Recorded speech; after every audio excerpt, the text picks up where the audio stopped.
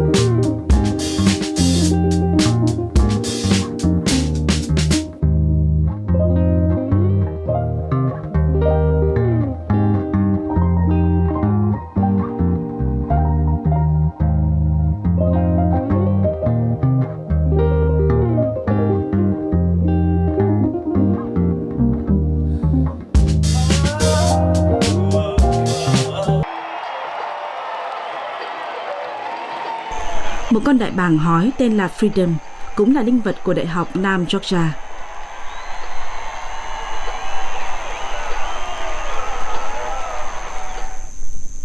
Steve Hayes đã huấn luyện con chim trong 3 năm. Anh kể câu chuyện về quá trình tạo ra một linh vật. Đó là câu chuyện có thật và là một câu chuyện tuyệt vời mà tôi thường kể. Đại học Georgia Southern được chú ý vì sức mạnh của nó trên sân bóng đá. Nhưng thực ra vào năm 1990, trong một trận đấu lạnh trực tiếp, một con chim bay qua sân vận động. Phát thanh viên thể thao đã cho hướng camera vào nó và nói, linh vật của Georgia Southern, trên đó không phải là một con đại bàng, nó là một con kền kền. Vì vậy, một doanh nhân địa phương, người đã tốt nghiệp từ trường Georgia Southern không hài lòng với điều đó. Do đó, anh phát động một chiến dịch để lấy chim đại bàng làm linh vật và quyên tiền cho trung tâm chim săn mồi này trong khuôn viên của Stepboro. Giống như hầu hết các động vật ở đây, Freedom không thể được thả ra ngoài tự nhiên. Trong trường hợp của nó, vì cái mỏ bị thương. Nhiều con chim khác ở đây cũng sẽ bay đi, nhưng phải tùy theo ý muốn của chúng. Ví dụ như con cú đại bàng này. Nó nghỉ ngơi một lúc trước khi bay. Trong tự nhiên, chúng sống ở châu Âu hoặc Nga. Khi bạn thấy loài chim lộng lẫy như vậy, quả là đáng để chờ đợi. Trong lịch sử tiến hóa, chúng không khuất phục trước bất kỳ ai. Vì vậy, tôi cần phải luôn kiên nhẫn. Đó là vấn đề về niềm tin. Nó không phải là một mối quan hệ yêu thương, mà là một mối quan hệ tin cậy. Chim săn mồi không phải là loài ăn chay. Có một điều chắc chắn là những người điều khiển những con chim này, họ luôn có thịt sống hoặc một con chuột chết trong túi. Khi tôi di chuyển bàn tay trái, nó nghĩ rằng tôi có thể có một ít thức ăn cho nó. Hãy xem nó phản ứng. Nó ngay lập tức chú ý, đó là phản ứng có điều kiện. Không có gì lạ ở đây. Nó sẽ tập trung nhìn vào tay tôi. Đó là những dấu hiệu tinh tế. Có phải nó đang nói Steve đồ lừa đảo? Tôi nghĩ đúng vậy, nhưng tỷ lệ luôn thay đổi. Vì vậy, lần thứ 3 này sẽ thực sự hấp dẫn. Bây giờ hãy xem nó phấn khích thế nào. Steve là giám đốc của trung tâm chuyên giáo dục mọi người về những con vật này. Nhưng anh cũng là một thợ săn chim ưng. Đây thường được gọi là môn thể thao vua.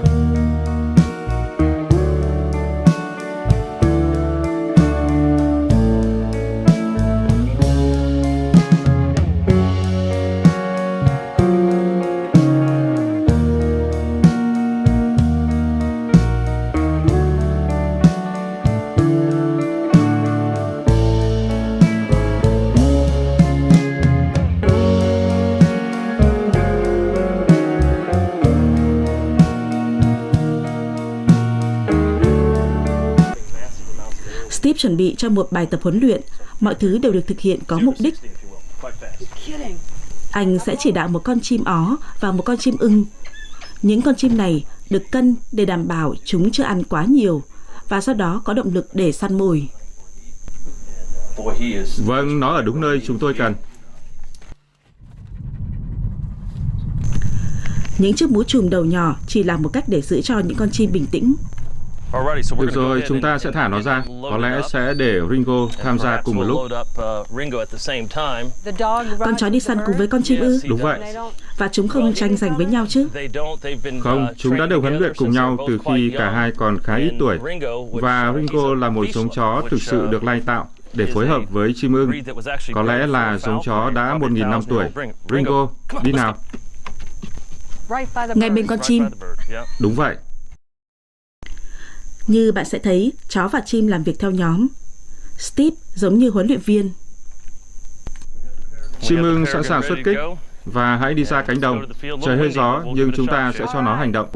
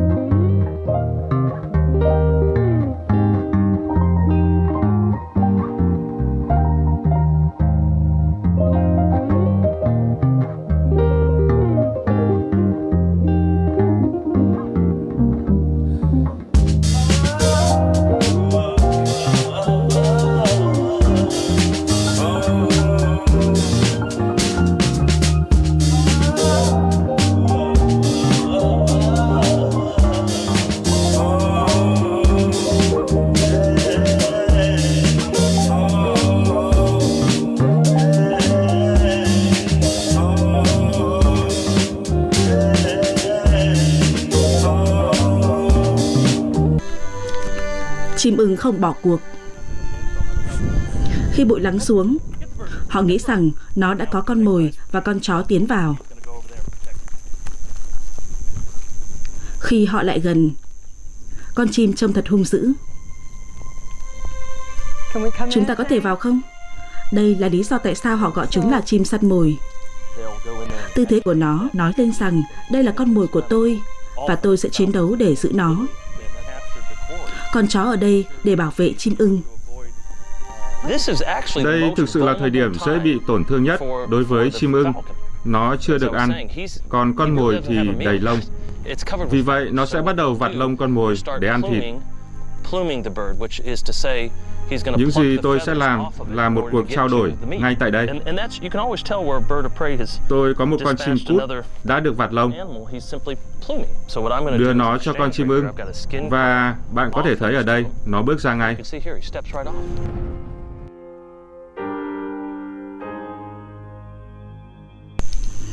Và một lần nữa Steve lại kiểm soát con chim ưng.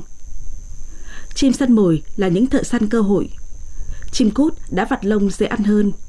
Nó chỉ muốn một bữa ăn. Còn chim chỉ sẽ được Steve làm sạch và được sử dụng để nuôi chim ưng sau đó.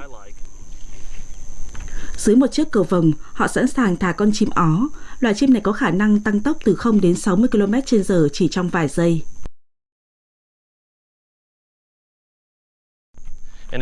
Và một lần nữa, đây là bài huấn luyện. Ringo, đi vào. Tìm những con chim đi. Trong vòng vài phút, Ringo đã có mặt. Ringo, tốt lắm. Tìm một con chim đi. Nó không muốn di chuyển. Chờ xem thế nào. Hãy theo dõi, điều này xảy ra cực kỳ nhanh.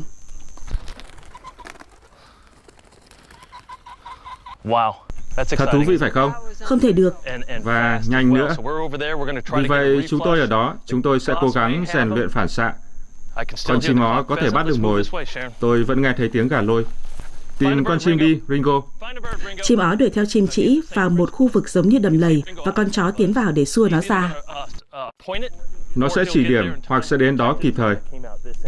Khi chúng tôi đến, con chim đang nằm trên con mồi và nhổ lông. Một lần nữa, toàn bộ việc đi săn cùng chim ưng, làm việc với những kẻ săn mồi đỉnh cao, nó không giống như bạn thân nhất của con người là loài chó. Lý do chim ưng làm việc với chúng ta là điều đó có lợi cho chúng. Chúng tôi chỉ may mắn được làm khán giả. Như với chim ưng, Steve cũng trao đổi và chim ó nhận lấy mồi.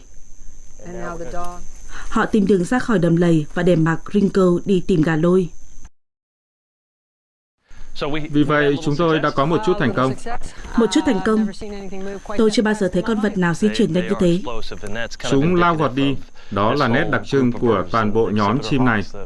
Chim ưng Accipiter, chim ưng nhỏ hoặc chim ưng Cooper hay chim ó. Khi anh nói Accipiter, điều đó nghĩa là gì? Accipiter là một nhóm chim săn mồi. Chúng làm những điều như ta vừa thấy, tăng tốc từ 0 đến 60 km/h trong vài giây. Có lẽ là loài chim săn mồi nhanh nhất trong khoảng cách ngắn, nhưng chúng cũng dựa vào thính giác, nên khi con chim đó vừa bay ra, anh chàng này đã lập tức xuất phát. Sự khác biệt giữa những con chim này quyết định cách chúng săn mồi và những gì chúng săn bắt. Nhìn con đại bàng vàng này, nó chỉ là một con chim. Nhưng chim đại bàng này là một trong những kẻ săn mồi mạnh nhất ở Bắc Mỹ, với cái mỏ có sức mạnh ngang với móng vuốt của gấu xám hoặc cặp hàm của cá sấu. Nhà sinh học Scott Gordon nói rằng đại bàng có thể hạ gục con vật lớn hơn nhiều lần so với kích thước của nó. Vậy đại bàng vàng có thể hạ gục con mồi như thế nào? Hầu như bất cứ thứ gì nó muốn. Có những nơi như ở Uzbekistan, những thợ săn ở đó thực sự săn chó sói cùng với đại bàng vàng. Anh đang đùa ư? Vì vậy, một con đại bàng vàng nặng từ 4 đến 6 kg hạ gục một kẻ săn mồi khác, một con sói, nặng tới gấp 10 lần nó. Bạn bắt đầu hiểu những người đi săn quý lũ chim săn mồi như thế nào. Nhiều người trong số họ mua chim ưng Harris thường sống ở sa mạc phía Tây Nam. Chúng được gọi là chó sói trên bầu trời. Chúng đi săn theo đàn. Thường có từ 3 đến 12 con chim hoặc hơn bay xung quanh theo đàn. Ví dụ về cách chúng hợp tác săn mồi. Nếu một con thỏ chạy trong bụi rậm, thật khó để một con chim săn mồi đi vào đó và bắt nó. Vì vậy, những gì chúng sẽ làm là vài con chim sẽ lượn vòng phía trên bụi rậm. Một con chim ưng Harris sẽ đâm sầm vào bụi rậm để dọa cho con thỏ lao ra ngoài, giúp những con chim khác đuổi theo và bắt nó. Vì vậy, chúng sẽ cùng nhau đi săn, chúng ăn cùng nhau, bảo vệ lẫn nhau trong khi đang ăn. Trong khi đó, loài cú dựa vào bóng tối của màn đêm và đôi chân của sát thủ. Ngón chân của loài cú nói chung là ngắn hơn, với những chiếc móng dài, và đó là nơi chúng dồn sức mạnh để siết con mồi. Một khía cạnh độc đáo khác ở móng vuốt của con chim cú là ngón chân này, ở đây, thực sự có cạnh sắc như dao. Thay vì tròn như cái móng này, nó lại có cạnh sắc chuyên để cắt. Nếu bạn sống ở Georgia gần hồ nước, có lẽ bạn đã nghe thấy âm thanh này.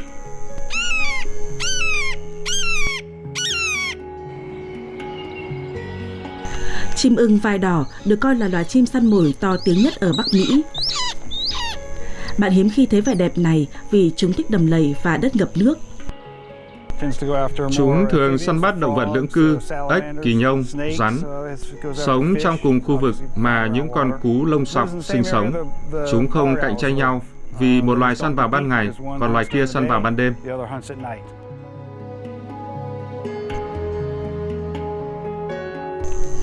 Chim săn mồi là bậc thầy bay lượn với thị lực tinh tường.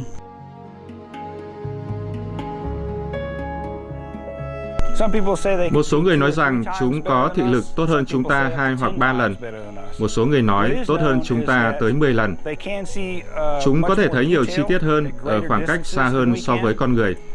Chúng có thể phát hiện vật chuyển động ở khoảng cách lớn hơn nhiều so với chúng ta. Chúng thực sự nhìn thế giới khác với chúng ta, nghĩa là chúng nhìn thấy nhiều màu sắc hơn. Những con chim săn mồi có thể nhìn thấy tia cực tím, nghĩa là chúng có thể nhìn thấy những thứ mà ta không nhìn thấy. Chúng có thể nhanh chóng điều chỉnh hình dạng của thủy tinh thể, cho phép chúng nhìn thấy nhanh hơn nhiều so với chúng ta.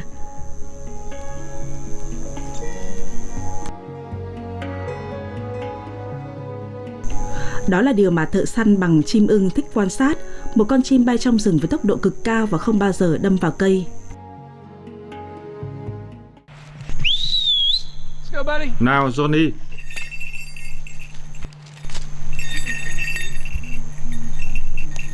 Những thợ săn bằng chim săn mồi khác cũng tôn trọng những con chim này.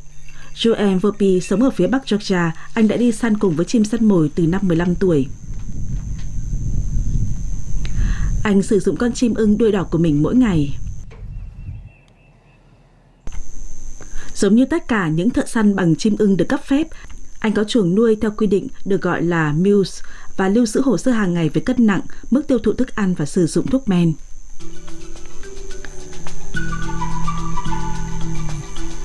Trong một cuộc đi săn ở Covington, mọi người nhanh chóng biết rằng những con chim săn mồi không phải lúc nào cũng chiến thắng. Tất cả đi cùng với Joey, Jeff Martin và Stuart Farron. Ngay khi một con chim ưng cất cánh, sự náo loạn xảy ra. Chó sủa, người chạy và con chim săn mồi hành động từ trên ngọn cây.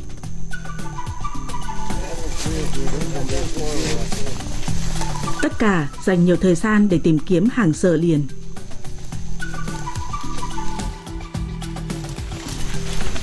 Thật buồn cười khi nó kéo cành dây leo lùa một con sóc ra. Vâng. Tôi chưa bao giờ nghe nói về điều đó trước kia. Nếu chúng ở đó, chúng sẽ di chuyển. Mọi người làm điều này nhiều lần. Chú chim rung dây leo, cố gắng làm cho con sóc di chuyển. 2 con sóc.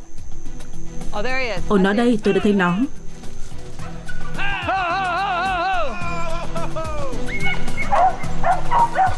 Chim ưng đến gần vài lần.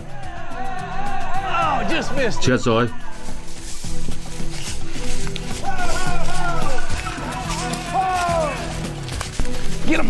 Bắt chúng đi, Loki. Xuống đi. Trong hốc cây. Cuối cùng, nhờ nỗ lực của cả nhóm gồm chim săn mồi và bầy chó, một con sóc đã leo xuống cái cây. Nó chui vào túi và đó sẽ là 3 bữa ăn cho chim ưng. Tôi chỉ hình dung con chim ưng sẽ luôn chiến thắng, nhưng hình như không phải vậy. Vâng. Ý tôi là điều này không dễ. Đó là sự sinh tồn, đặc biệt là trong những khu rừng như thế này.